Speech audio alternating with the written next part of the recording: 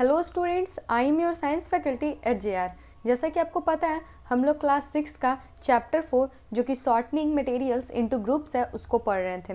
ये चैप्टर काफ़ी ज़्यादा आसान है और यहाँ पर आपको इमेज देखकर ये पता भी चल रहा होगा जैसे कि ये सारे फूड मटेरियल्स हैं।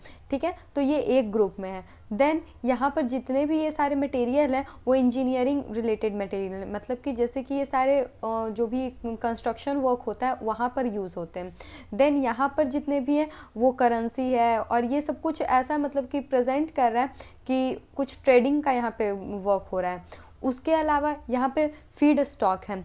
सो ये सब कुछ एक जगह पे मतलब कि ऐसे हम लोग ग्रुप किए हुए हैं ताकि हम लोग इसको समझने में आसानी हो। जैसे कि अगर हम लोग को मतलब फूड रिलेटेड बातें करनी हो तो हम लोग पहले ही अपने माइंड में एक इमेज बना लेंगे कि कुछ हम लोग इस तरह के प्रोडक्ट का बात कर रहे हैं, जैसे कि वहाँ पर शुगर होगा, वहाँ पर वीट होगा, इन सारी चीज़ों का। तो इस चैप्टर में हम लोग यही पढ़ने वाले हैं कि हम लोग कौन से मटेरियल को क्यों पढ़ रहे हैं, मतलब कि किस टाइप के मटेरियल को हम लोग किस तरह से ग्रुपिंग करेंगे। So all about materials. Now यहाँ पे मैं आपको पहले टॉपिक समझा देती हूँ। तो इसमें हम लोग पहले हम लोग के अराउंड जितने भी ऑब्जेक्ट हैं, ऑब्जेक्ट अराउंड अस, उसके बारे में जानेंगे। फिर प्रॉपर्टीज़ ऑफ मटेरियल, ये काफ़ी ज़्यादा इंपॉर्टेंट प्रॉपर्टी है क्योंकि ये अभी भी आपको पढ़ना है एंड देन ये आगे के क्लासेस में भी आपको पढ़ना होगा।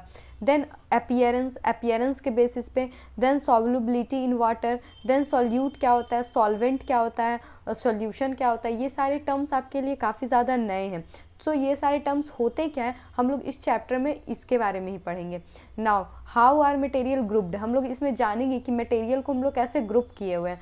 और हम लोग जानेंगे कि व्हाट इज़ द शॉर्टनिंग, मतलब शॉर्टनिंग आखिर होता क्या, मतलब यहाँ पे इस चैप्टर का नाम जो लिखा हुआ है शॉर्टनिंग मटेरियल इनटू ग्रुप्स। सो ये क्या होता है। Now grouping on the basis of similarities and difference, मतलब कि हम लोग इस चैप्टर में जानेंगे कि किस सिमिलैरिटी के बेसिस पे हम लोग ग्रुपिंग कर रहे हैं और कौन से डिफ्रेंशिएशन है, मतलब डिफरेंसेस है जिसकी वजह से हम लोग इसको अलग कर रहे हैं। सो ये भी बहुत ही इंपॉर्टेंट है। जैसे जैसे मैं आपको ये सारे टर्म्स बताऊंगी, अपीयरेंस, सॉल्युबिलिटी इन वाटर, सो आपको धीरे धीरे समझ आने लगेगी कि हम लोग किसी भी सब्सटेंस को किस बेसिस पे ग्रुप कर रहे हैं। नाउ एडवांटेज ऑफ क्लासिफिकेशन, ये पूरा चैप्टर मतलब हम लोग समझ लेंगे, पढ़ लेंगे, लेकिन इसका एडवांटेज क्या है, मतलब इसको पढ़ने से हमें क्या फ़ायदा, हमें क्या लेना देना। तो जब आप इस चैप्टर के एंड में मैं इसका आंसर दूंगी तो आपके लिए काफ़ी ज़्यादा बेनिफिशियल होगा। आपको पूरे चैप्टर से क्वेश्चन आए या ना आए पर इस टॉपिक से ज़रूर आते हैं, मतलब कि डायरेक्टली आपसे एग्जामिनर ये पूछ लेता है कि what is the advantage of reading this chapter, मतलब कि रीडिंग सॉर्टिंग अबाउट मटेरियल्स। सो यहाँ पर जो हमारा फर्स्ट टॉपिक है वो है ऑब्जेक्ट अराउंड अस। ये क्या कहता है, जो हमारा ऑब्जेक्ट होता है, मतलब कि जितने भी हमारे आसपास की चीज़ें होती हैं वो या तो एक तरह के मटेरियल या तो फिर अलग अलग मटेरियल से बनी हुई होती है। जैसे कि अगर आप बेंच को देखो, ठीक है, तो बेंच जो होता है वो वुड से बना हुआ होता है। ठीक है, तो जो वो उसका सरफेस होता है वो पूरा का पूरा वुड से होता है। लेकिन वहीं आप बहुत सारे जो बेंचेस होते हैं उसको देखते होगे तो साइड साइड में आयरन का भी यूज़ किया हुआ होता है। सो आप कह सकते हो या तो वो वुड से पर्टिकुलर बना हुआ होता है या तो फिर आयरन से, मतलब आयरन और वुड दोनों मिल के। उसी तरह से अगर आप डोर देख लो, ठीक है, डोर को अगर देखते हो तो वुड से डोर बना हुआ होता है। ठीक है, और कहीं कहीं पे आप देखते हो कि कहीं कहीं पे स्टील का भी होता है, और कहीं कहीं पे देखते होगे कि वुड में ही आपको कहीं कहीं पे आयरन का यूज़ किया हुआ है। तो इसी बेसिस पे मैं कह सकती हूँ कि जितने भी हमारे अराउंड ऑब्जेक्ट हैं वो या तो एक तरह के मटेरियल से बने हुए होते हैं या तो फिर मोर देन वन मटेरियल, मतलब कि एक से ज़्यादा मटेरियल से। Now one material can be use to make different type of object, मतलब कि इस लाइन का कहने का मतलब कि आप एक मटेरियल का यूज़ कई सारी चीज़ों को बनाने में कर सकते हो। जैसे कि मैं आपको एग्जांपल दूं तो अगर वुड की ही बात कर ली जाए, जो लकड़ी होता है, आप ऐसा नहीं है कि लकड़ी से बस डोर ही बनाते हो, आप लकड़ी से बेंच भी बना लेते हो, आप लकड़ी से बेड भी बनाते हो, आप लकड़ी का यूज़ और भी लाइक जो फ्यूल होता है, मतलब कि जलावन, उसमें भी यूज़ कर लेते हो। तो वुड का काफ़ी सारा यूज़ है। तो इस मटेरियल का यूज़ ऐसा नहीं कि सिर्फ हम लोग एक ही पर्टिकुलर पर्पज़ के लिए करते हैं, हम लोग को जिस काम के लिए उसकी ज़रूरत होती है हम लोग अपने काम के अकॉर्डिंग इसको शिफ्ट करते जाते हैं। So it may be man made और नेचुरली ऑकरिंग, या तो आपके आसपास की जितनी भी चीज़ें हैं वो या तो नेचुरली ऑकरिंग होगा, मतलब कि हमें प्रकृति के द्वारा मिली हुई होगी, या तो फिर मैन मेड, मतलब कि जिसे हम लोगों ने बनाया होगा। यही दो पॉसिबिलिटीज़ हैं।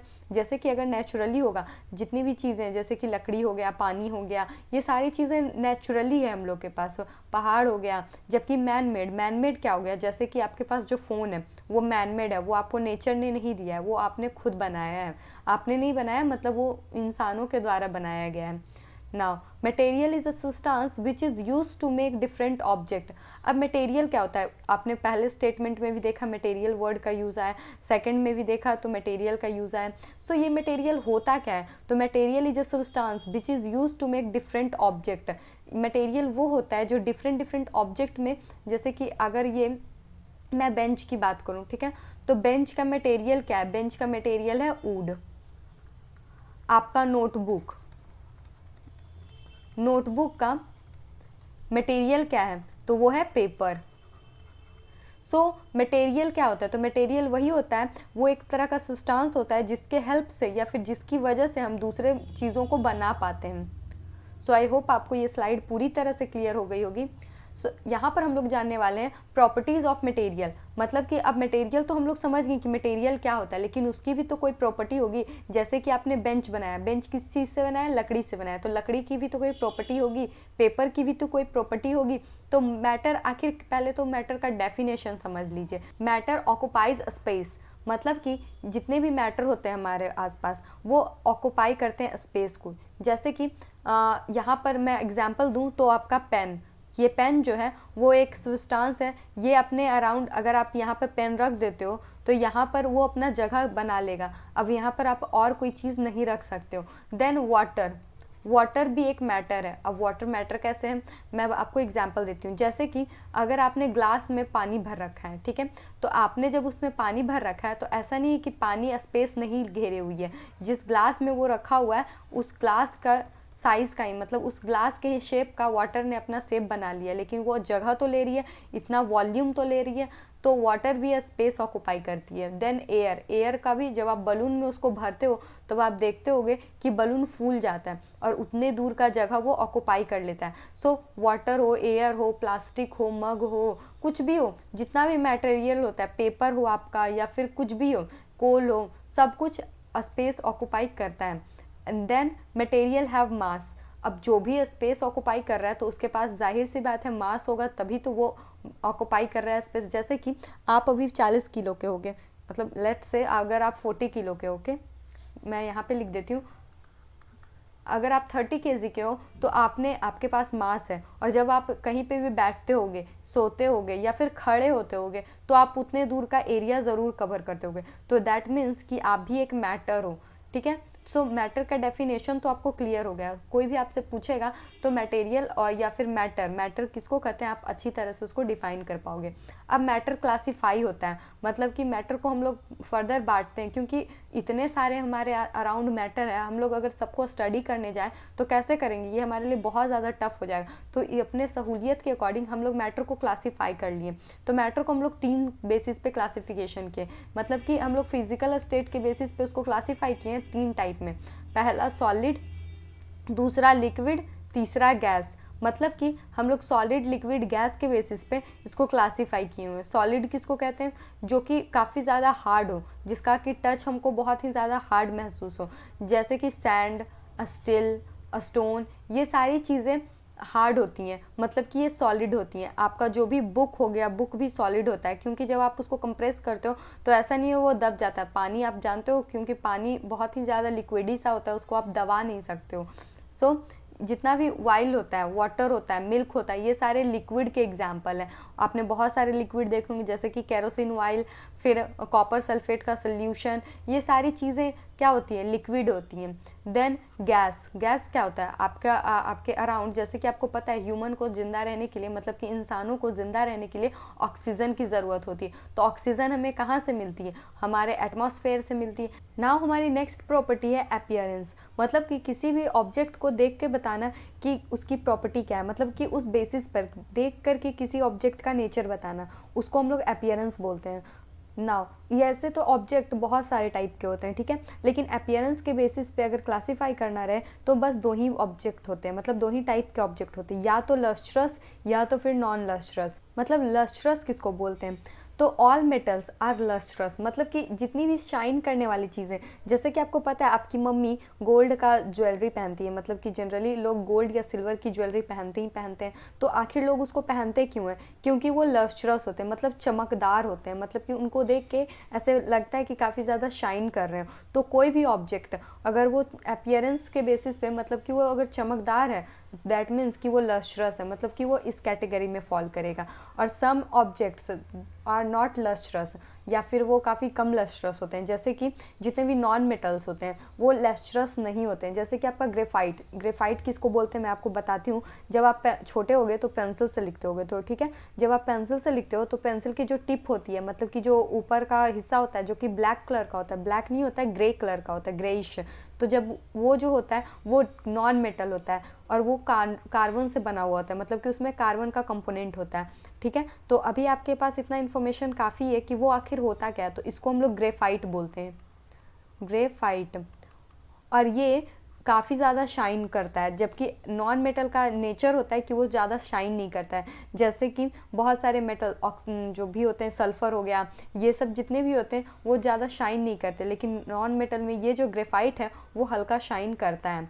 Then non lustrous, non lustrous किसको कहते हैं, ऐसा ऑब्जेक्ट जिसमें कि लस्टर ना हो, मतलब कि जिसमें चमक ही ना हो, जैसे कि wood, rubber, piece of rock, या फिर क्लोथ्स। कुछ कपड़े ऐसे होते हैं जो कि बिल्कुल शांत से होते हैं, जैसे कि कॉटन के क्लॉथ्स जो होते हैं वो ज़्यादा वाइब्रेंट नहीं होते, ज़्यादा उसमें लस्ट्रस नहीं होता, तो वो सारे नॉन लस्ट्रस कैटेगरी में फॉल करेंगे, मतलब कि आप उनको इस बेसिस पे क्लासीफाई करोगे। Then our next property is hardness, मतलब कि कोई ऑब्जेक्ट हार्ड है या फिर सॉफ्ट है, तो इसके अकॉर्डिंग आप ऑब्जेक्ट को तीन तरह से कैटेगराइज कर सकते हो, जैसे कि या तो ऑब्जेक्ट ब्रिटल होगा, या तो फिर मैलिएबल होगा, या तो फिर डक्टाइल होगा। मैं आपको ये तीनों टर्म समझाने की कोशिश करती हूँ। ब्रिटल किसको कहते हैं, जिसको कि आप मारो और वो चकनाचूर हो जाए, मतलब कि बिल्कुल चूर चूर सा हो जाए। बहुत सारा, जैसे कि नमक का जो ढेला होता है उसको आप चकनाचूर कर सकते हो, ग्लास होता है उसको आप चकनाचूर कर सकते हो, मतलब कि उसको आप काफ़ी स्मॉल पीसेस में तोड़ सकते हो, और इसको ब्रेक करना आपके लिए काफ़ी ज़्यादा आसान हो, और आप उसको बड़े आराम से बिल्कुल पाउडरी फॉर्म में कर सकते हो, तो उसको हम लोग कहते हैं ब्रिटल, मतलब कि बिल्कुल कमज़ोर। और या फिर अगर आपके पास बिस्किट होती है तो आप बिस्किट को किस तरह से ऐसे चकनाचूर टाइप कर देते हो, मतलब बिल्कुल उसका पाउडर बना देते हो, तो उसको हम लोग बोल सकते हैं कि जो आपका बिस्किट है वो ब्रिटल है। अगर आपको इसका एग्जाम्पल देना होगा तो आप दो एग्जाम्पल तो मैंने यहाँ पे लिख दिया है, ग्लास और सॉल्ट, आप बिस्किट भी लिख सकते हो, फिर मिट्टी का जो ढेला होता है उसको भी लिख सकते हो। देन मेलिएबल, मेलिएबल किसको कहते हैं, जैसे कि आपने देखे होंगे कितने सारे जो लोहार होते हैं उनके पास ना बहुत पतली पतली मेटल की शीट होती है। मेटल शीट कहने का मतलब जो आयरन होता है उसको हैमर करके, मतलब हथौड़े से मार कर बिल्कुल पतली सी शीट बना दी जाती है। आपने देखा हो काफ़ी पतली पतली वो शीट होती है, आप कई बार उसको नोटिस करते होंगे। तो ये आखिर करते कैसे हैं, तो इसका प्रोसेस अभी आपको नहीं पढ़ना, लेकिन मैं आपको बता देती हूँ। वैसे तो हैमरिंग से भी होता है, लेकिन और भी कई सारे मशीन से भी इसको बनाया जाता है। सो मेलिएबल क्या होता है, spread into thin sheet with beaten metals are malleable. जितने भी मेटल्स होते हैं, जैसे कि आपको पता है आयरन मेटल है, तो आयरन मेटल है तो इसकी प्रॉपर्टी है कि आप इसको बिल्कुल ऐसे थिन शीट में बना सकते हो। जैसे कि वुड, वुड को आप ऐसे पतली शीट में नहीं बना सकते, बीटेन करके मतलब मार करके नहीं बना सकते। वुड जो होती है लकड़ी, उसको आप पतली पतली काट जरूर सकते हो, लेकिन आप उसको ऐसे ठुक ठाक के पतली शीट नहीं बना सकते हो। नाउ डक्टाइल, अब डक्टिलिटी किसको कहते हैं, मतलब डक्टाइल या डक्टिलिटी, डक्टिलिटी प्रॉपर्टी का नाम हो गया, और डक्टाइल मतलब कि आप बहुत ही थिन वायर में जिसको कन्वर्ट कर सकते हो। जैसे कि आपके घर में जितनी भी इलेक्ट्रिसिटी आती है वो कैसे आती है, with the help of wire, मतलब कि आपके घर में वायर लगा हुआ है। सो वो वायर आप जो बनाते हो वो कैसे बनती है, वो बिल्कुल डक्टाइल, मतलब कि जिस भी मटेरियल का नेचर होता है डक्टिलिटी शो करने का, उसी मटेरियल से बना पाते हो। जैसे कि आप डक्टिलिटी प्रॉपर्टी आयरन शो करता है, एल्युमिनियम जो होता है वो भी शो करता है, एल्युमिनियम।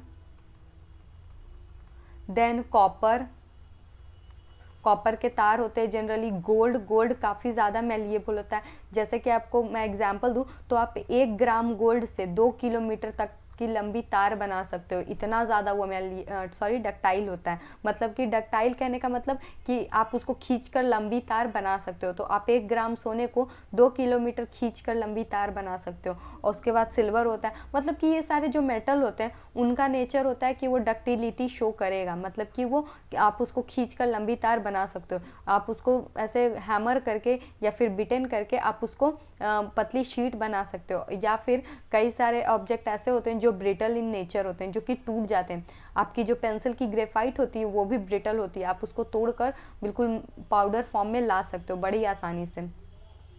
देन विजिबिलिटी, मतलब कि किसी चीज़ को देखने के बाद आप, मतलब कि आप उससे देख पा रहे हो नहीं देख पा रहे हो, इस बेसिस पर। तो इस बेसिस पर 3 टर्म मिलते हैं आपके पास, मतलब कि 3 बेसिस पे आप कैटेगराइज कर सकते हो। या तो ऑब्जेक्ट ट्रांसपेरेंट होगा, या तो ट्रांसलूसेंट होगा, या तो फिर ओपेक होगा। जब आप क्लास 7th में लाइट चैप्टर पढ़ोगे तब आप ये तीनों टर्म को पढ़ोगे, और मैं आपको जब पढ़ाऊँगी उसे तब मैं बताऊँगी ट्रांसपेरेंट क्या होता है। पर मैं यहाँ पर भी आपको बताने की कोशिश करती हूँ, कुछ ऑब्जेक्ट जो होते हैं वो ट्रांसपेरेंट होते हैं। जैसे कि अगर आप मिरर को लेते हो, आपने देखा होगा अपने अराउंड मिरर, तो जब मिरर को देखते हो, मतलब मिरर नहीं, ग्लास, शीशा, तो आप बड़ी आसानी से आर पार देख पाते हो, ठीक है।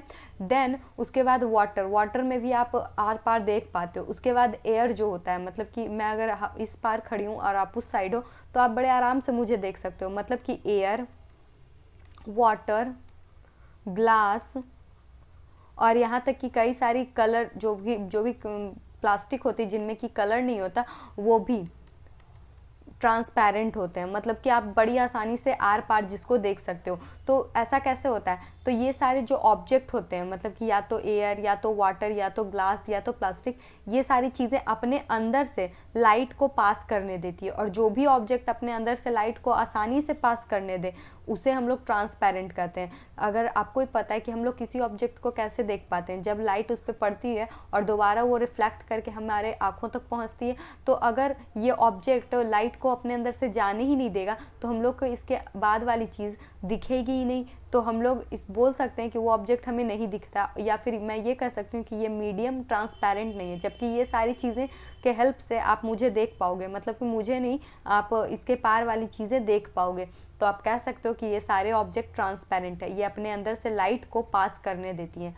देन ट्रांसलूसेंट, हमारे पास कुछ ऐसे ऑब्जेक्ट होते हैं जो कि ट्रांसलूसेंट होते हैं, जिनके कि मतलब आर पार तो आप देख सकते हो लेकिन उतना क्लियर आपको नहीं दिखेगा, मतलब साफ साफ नहीं दिखेगा, आपको थोड़ा बहुत दिखेगा, थोड़ा बहुत नहीं दिखेगा। और ऐसा मटेरियल का मैं एग्जांपल देना चाहूँ तो कलर्ड ग्लास, मतलब कि जो कलर वाला जो ग्लास होता है वो, वाइल्ड पेपर, जो भी वाइल्ड किया हुआ पेपर होता है, आप घर जाना और पेपर को वाइल्ड कर देना। पहले पेपर बिल्कुल ओपेक होगा, मतलब कि आपको उसके आर पार कुछ भी नहीं दिखाएगा देगा, लेकिन जब आप उस पर थोड़ा सा तेल लगा दोगे तो आपको हल्का बहुत दिखने लगेगा, मतलब थोड़ा बहुत दिखने लगेगा। तो ऐसा क्यों होता है? तो इस तरह के मटेरियल जो होते हैं अपने अंदर से थोड़ा बहुत लाइट पास करने देते हैं। अगर लाइट 100% है तो ये सारे ऑब्जेक्ट 80 to 85% लाइट पास करने देते हैं, सॉरी एब्जॉर्ब कर लेते हैं, बाकी 25 या फिर 50% लाइट को पास होने देते हैं। तो जिसकी वजह से हमें धुंधला धुंधला दिखाई देता है। ट्रांसपेरेंट कहने का मतलब पूरा पूरा दिखना, ट्रांसलूसेंट का मतलब धुंधला धुंधला दिखाई देना, और ओपेक का मतलब कुछ भी नहीं दिखाई देना।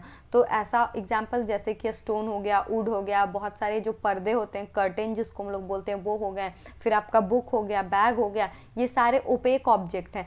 तो ये अपने अंदर से लाइट को पास नहीं होने देते और जिसकी वजह से हमें कोई भी ऑब्जेक्ट आर पार नहीं दिखाई पड़ता है। और मैक्सिमम ऑब्जेक्ट, हमारे पास जितना भी ऑब्जेक्ट है उसमें maximum object approx 80 to 85% object opaque है, मतलब कि हम लोग आर पार नहीं देख सकते, जिसके हम लोग आर पार नहीं देख सकते।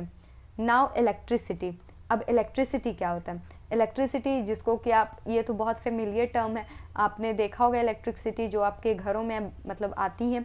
तो वो घरों में आती है तो किस वजह से आती है, मतलब किस वजह से नहीं, किस चीज़ से आती है? तो थ्रू द वायर, मतलब कि वायर की वजह से आती है। मतलब वायर में इलेक्ट्रिसिटी फ्लो करते रहता है, तो वायर में ही इलेक्ट्रिसिटी क्यों फ्लो करता है, क्यों आपके पेन से इलेक्ट्रिसिटी नहीं फ्लो कर पाता? तो हमारे अराउंड कई सारे ऑब्जेक्ट या तो गुड कंडक्टर होते हैं या तो फिर बैड कंडक्टर होते हैं। गुड कंडक्टर किसको बोलते हैं? ऐसा ऑब्जेक्ट जो कि अपने अंदर से इलेक्ट्रिसिटी को पास करवाए, उसको हम लोग गुड कंडक्टर बोलते हैं। मेटल्स आर गुड कंडक्टर, जिसमें कि जितने भी मेटल्स होते हैं वो गुड कंडक्टर होते हैं, इसीलिए तो हम लोग मेटल का यूज़ करते हैं वायर बनाने में।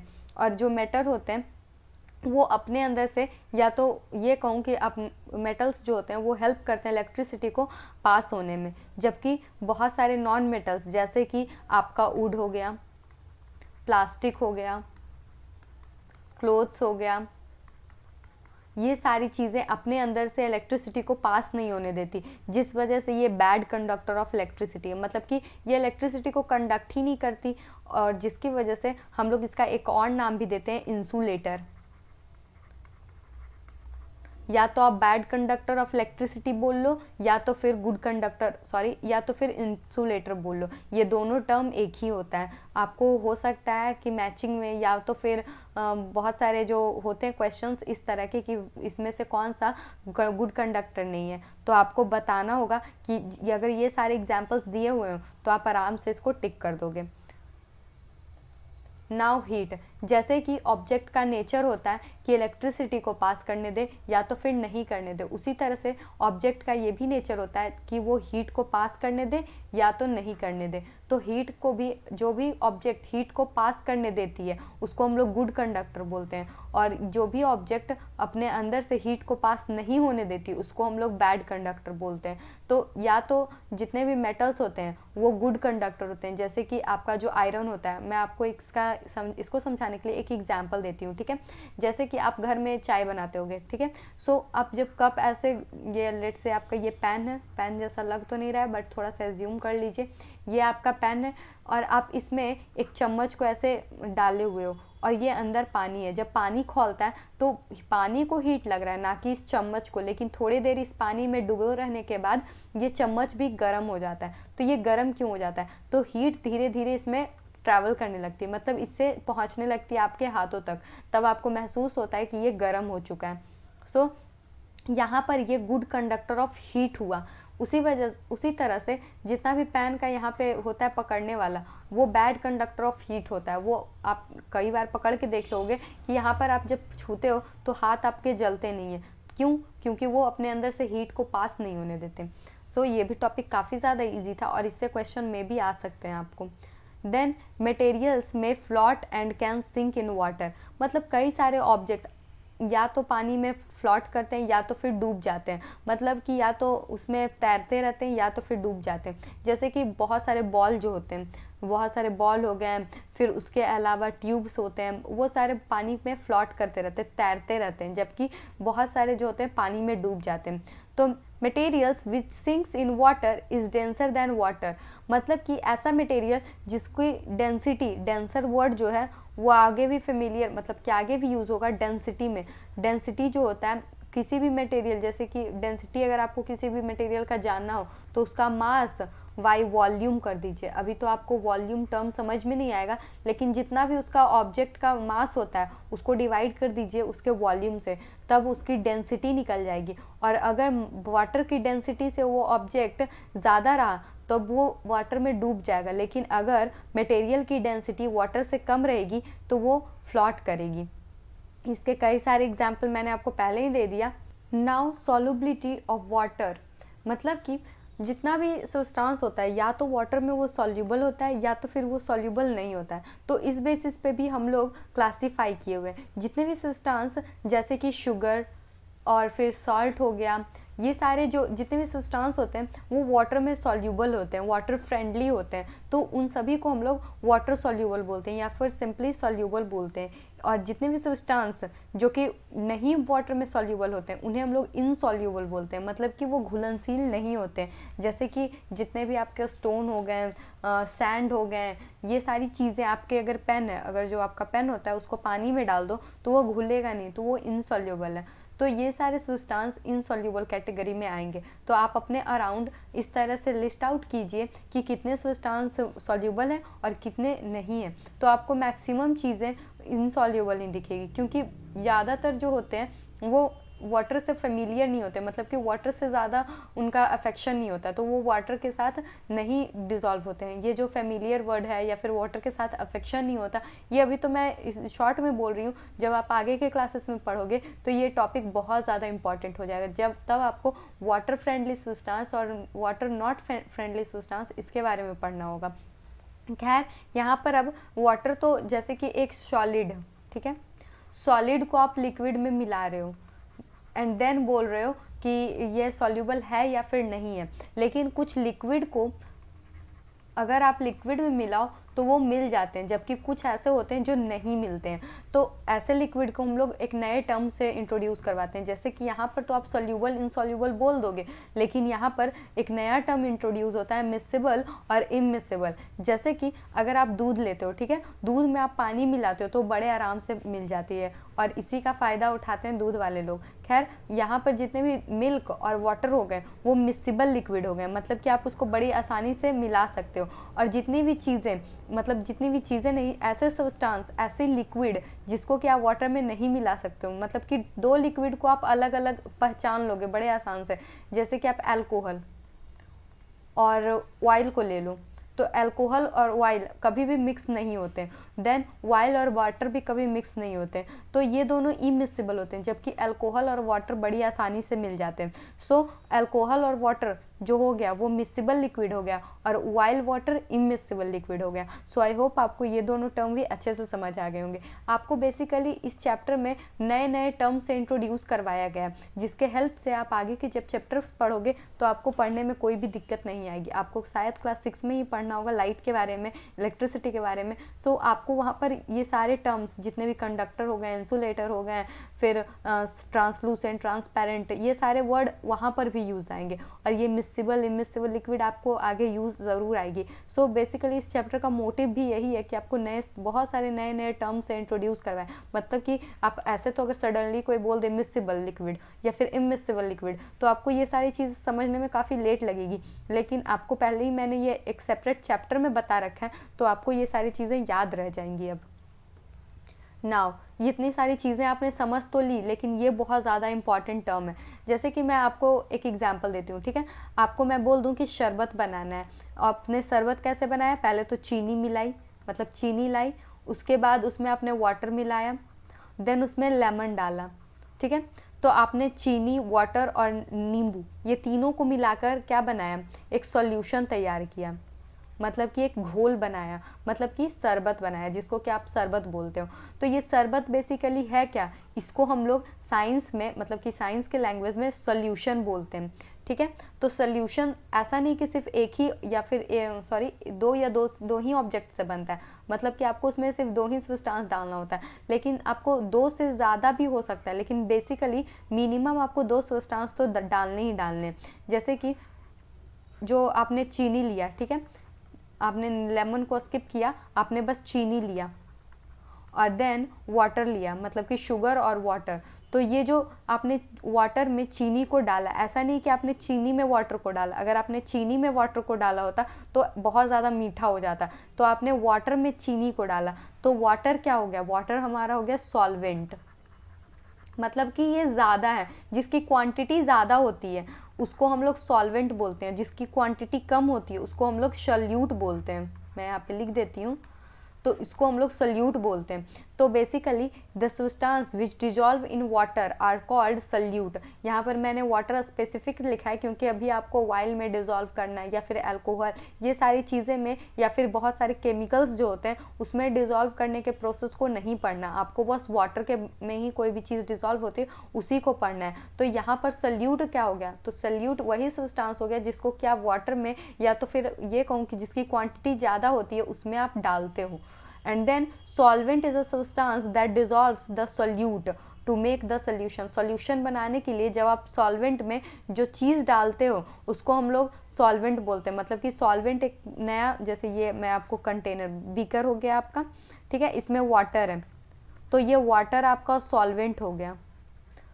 ठीक है, और इसमें आपने चीनी डाली तो ये चीनी, यहाँ पर जो चीनी है वो आपका सल्यूट हो गया।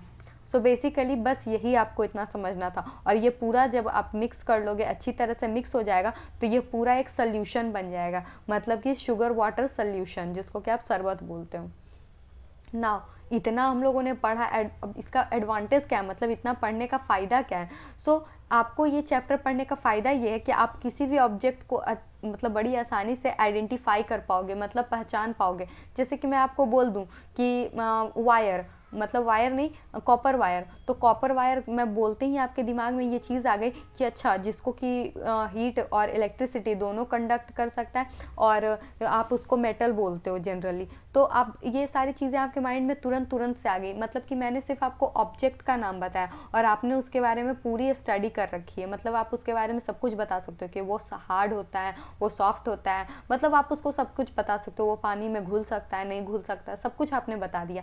सो ये आपने कैसे किया, मतलब आप ऐसे हर एक सबस्टांस को अलग अलग जाके तो स्टडी नहीं की, आपने तो बस एक ही प्रॉपर्टी को पढ़ा, मतलब कि आपने सिर्फ प्रॉपर्टी को पढ़ा और आपने हर कुछ को क्लासिफाई कर दिया अपने बेसिस पे। तो ये आपको क्या एक सहूलियत हुआ आपके, तो आपका ये एडवांटेज है इस चैप्टर के पढ़ने का कि आप हर चीज़ को आइडेंटिफाई कर पाओगे। Then helps in shortening object, मतलब कि अगर आप किसी भी ऑब्जेक्ट को पहचान पा रहे हो कि ये इस तरह का है, मतलब ये इस नेचर का है, तो आप इसको उसी तरह से रख पाओगे। जैसे कि जितने भी इलेक्ट्रिसिटी कंडक्ट करने वाली चीज़ें होंगी वो आप एक जगह पे रखोगे, ताकि अगर इन फ्यूचर आपको काम आए तो आप वहाँ पर से जाकर इलेक्ट्रिसिटी वाली चीज़ों में से निकाल लाओ।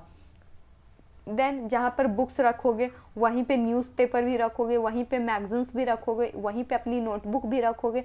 सो ये सारी चीज़ें आप पेपर के बेसिस पे क्लासिफाई कर रहे हो। तो ये आप ऑब्जेक्ट को जब शॉर्ट करोगे, मतलब कि सरियाओगे, मतलब कि आप एक जगह पे रखोगे, तो आप उन सारी चीज़ें जिनका नेचर एक जैसा है उनको एक जगह पर रखोगे। Then helps in locating things, मतलब ये भी मैंने आपको समझा दिया कि आप एक जगह पर लोकेट करोगे ऑब्जेक्ट को, मतलब जिस तरह का ऑब्जेक्ट है आप उसको वही स्थान दोगे।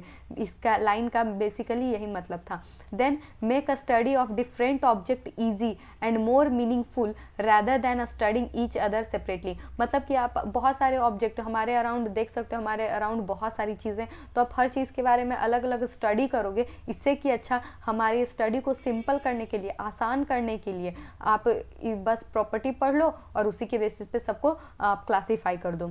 Then help to understand similarities and dissimilarities among object, और इस चैप्टर को पढ़ने के बाद आप में ये अंडरस्टैंडिंग ज़रूर आई होगी कि किस ऑब्जेक्ट में क्या सिमिलैरिटीज़ है और क्या डिससिमिलैरिटीज़ है। मतलब मैं बोल दूं कि अगर जो पत्थर होता है, पत्थर और चीनी में क्या डिफरेंस है, जबकि दोनों हार्ड है, तो आप कह सकते हो कि एक पानी में घुलता है, एक पानी में नहीं घुलता है, मतलब एक सॉल्यूबल है, एक नहीं सॉल्यूबल, जबकि देखने में दोनों हार्ड है, देखने में हो सकता है दोनों शाइन करें, ऐसा कोई डिफरेंस, मतलब आप देख सकते हो कई सारे पत्थर आते हैं कि वो बहुत ज़्यादा चमकदार होते हैं।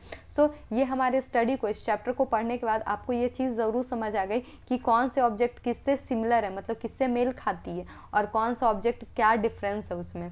सो इसी के साथ ये एक आपका एनसीईआरटी का जो क्वेश्चन होता है वो मैंने यहाँ पे लगा रखा है। मैं आपको बस क्वेश्चन समझा दूंगी, आपका ये काम बनता है कि आप ये सारे क्वेश्चन सॉल्व करो। सो यहाँ पे हमारा फर्स्ट क्वेश्चन कहता है name 5 object which can be made from would, मतलब कि आप लकड़ी से ऐसे 5 ऑब्जेक्ट कौन कौन से बना सकते हो। तो मैं ही इसका आंसर बताना चाहूँ तो बहुत आसान है, जैसे कि आप बेंच बना सकते हो, जैसे कि आप डोर बना सकते हो, जैसे कि आप बेड बना सकते हो। उसके अलावा आप 2-3 खुद भी सोच लीजिएगा, आप इतनी सारी चीज़ें लकड़ी से बना सकते हो। Then select, question number 2, select those object from the following which shine, मतलब कि इसमें से आपको चुनना है कि कौन शाइन करेगा। तो क्या जो ग्लास का बाउल होता है वो शाइन करता है, तो क्या प्लास्टिक टॉय होता है वो शाइन करता है, स्टील का जो चम्मच होता है वो शाइन करता है, कॉटन का जो शर्ट होता है वो शाइन करता है।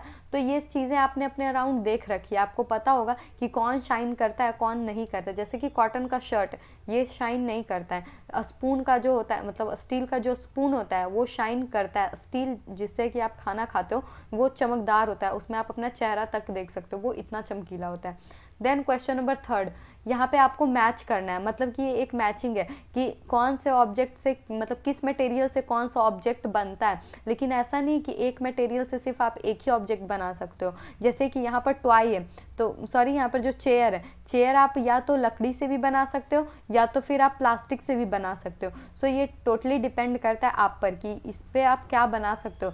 नाउ मैं यहाँ पर आपको सब कुछ बता देती हूँ। जैसे कि बुक्स आप किस मटेरियल से बनाओगे, तो डेफिनेट सी बात है आप लेदर पे तो बुक बनाओगे नहीं, जब बनाओगे तो पेपर का यूज़ करोगे। देन टम्बलर, जो टम्बलर होता है वो एक कंटेनर होता है, ठीक है, जिसमें कि आप सामान रख सकते हो। तो आप ये किससे बनाओगे, या तो आप ग्लास से बनाओगे या तो आप प्लास्टिक से बनाओगे, मतलब कि टम्बलर या तो आप ग्लास का बनाओगे या तो फिर प्लास्टिक का बनाओगे। देन चेयर या तो वुड का बनाओगे या फिर प्लास्टिक का। इसी तरह से मैंने 2 आपके लिए छोड़ दिया, ये 2 आपको बनाना है। देन क्वेश्चन नंबर 4, यहाँ पे ट्रू और फॉल्स है, मतलब कि आपको बताना है कि इसमें कौन सा स्टेटमेंट ट्रू है और कौन सा स्टेटमेंट फॉल्स है। मैं आपको बस स्टेटमेंट समझा देती हूँ। जैसे कि हमारा फर्स्ट स्टेटमेंट कहता है कि stone is transparent while glass is opaque, मतलब कि इसका कहना है कि जो स्टोन होता है मतलब पत्थर, वो ट्रांसपेरेंट होता है, मतलब कि आप पत्थर से आर पार देख पाओगे, जबकि जो ग्लास होता है वो उसके आर पार आप नहीं देख सकते। तो ये स्टेटमेंट बिल्कुल ही फॉल्स है, तो आपको यही बताना है। A notebook has lustre while eraser does not, यहाँ पे लिख रहा है कि जो नोटबुक होता है उसमें लस्टर होता है, मतलब कि उसमें चमक होता है, जबकि इरेजर में नहीं होता। Then chalk dissolves in water, जो हमारा चॉक होता है जिससे कि आप ब्लैक बोर्ड पे लिखते हो वो वाटर में डिजॉल्व कर जाता है। तो क्या ये स्टेटमेंट सही है, तो आपको ये बताना है। A piece of wood float on water, जो वाटर होता है उस पर लकड़ी का जो गट्ठा होता है वो तैरता है, लकड़ी का जो मतलब आप पीस कह लो वो तैर सकता है। तो क्या ये स्टेटमेंट सही है। देन हमारा statement number 5, sugar do not dissolve in water, मतलब कि शुगर जो है पानी में नहीं घुल सकता। Then question number 6, while mix with water, मतलब कि आप वाटर को मतलब वाइल को वाटर के साथ मिला सकते हो।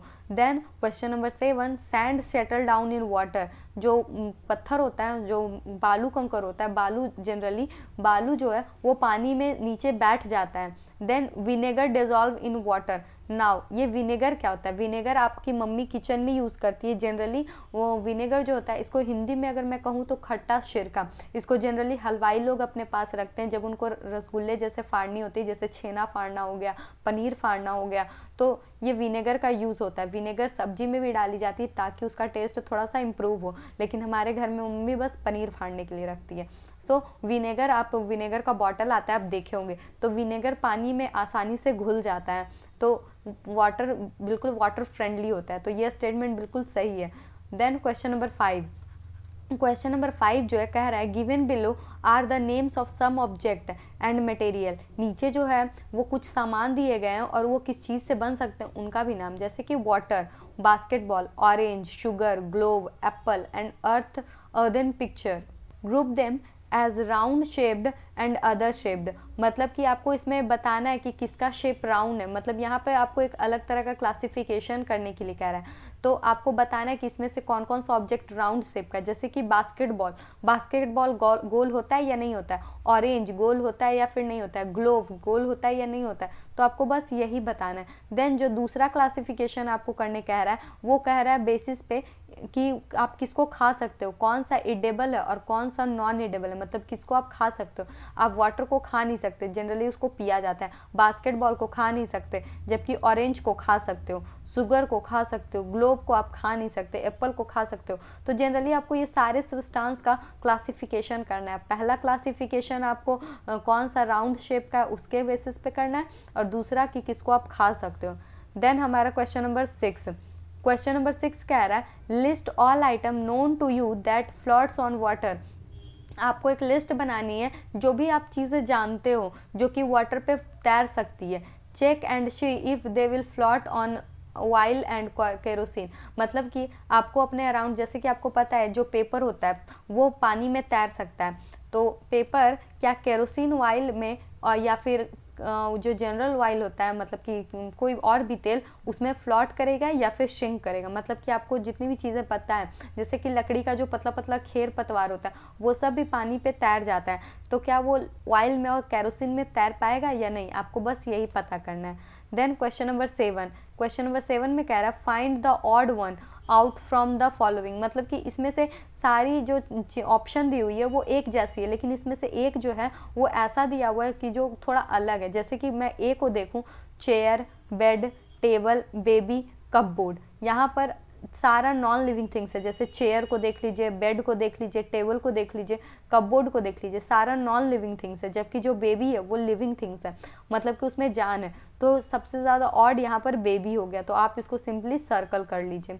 देन क्वेश्चन नंबर बी में रोज़, जैस्मीन, बोट, मैरीगोल्ड, लोटस, यहाँ पर सारे फूलों के नाम हैं। रोज़ भी, गुलाब, जैस्मीन, मैरीगोल्ड, लोटस, ये सारे फूल हैं, जबकि बोट जो है वो लकड़ी का जो होता है नाव वो है। तो यहाँ पर सबसे ज़्यादा ऑड ऑड मतलब कि जो सबसे ज़्यादा भिन्न है, अलग है, वो बोट ही है। Then aluminium, iron, copper, silver, sand, यहाँ पे क्वेश्चन नंबर सी में आप देख सकते हैं एल्युमिनियम भी मेटल है, आयरन भी मेटल है, कॉपर भी मेटल है, सिल्वर भी मेटल है, जबकि जो सैंड है वो मेटल नहीं है।